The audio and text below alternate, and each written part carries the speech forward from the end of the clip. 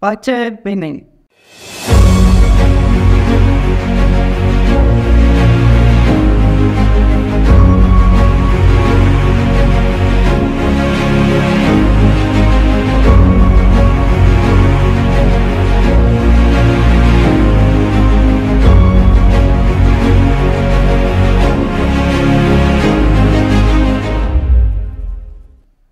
Saudara-saudari yang terkasih di dalam Tuhan Yesus Kristus, pemenuhan kita pada hari Minggu 32 Minggu biasa yang bertema berkarya sesuai dengan pikiran Allah.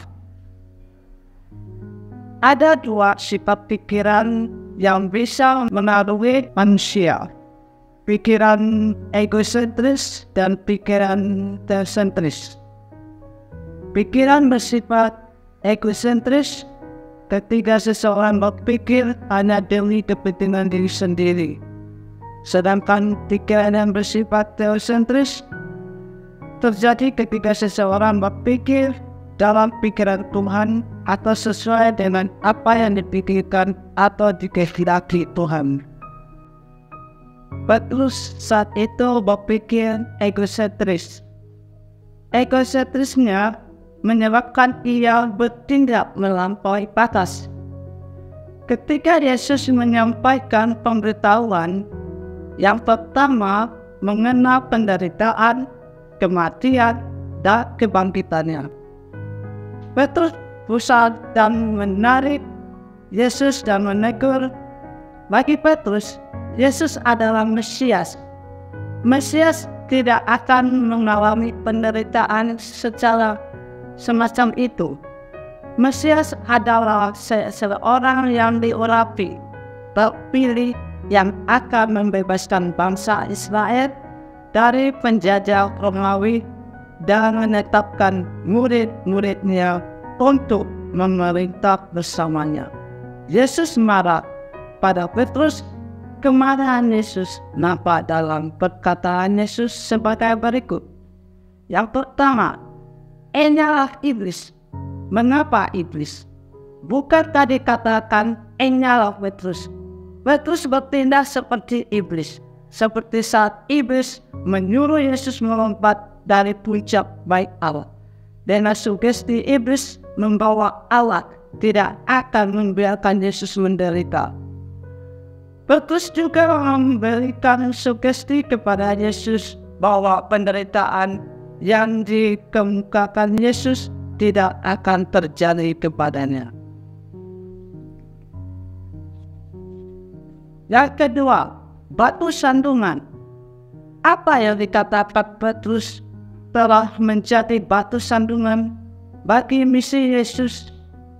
Terakhir baru saja sebelumnya, Yesus menguji Petrus dengan menyebutnya batu karang. Kini disebut sebagai batu sandungan.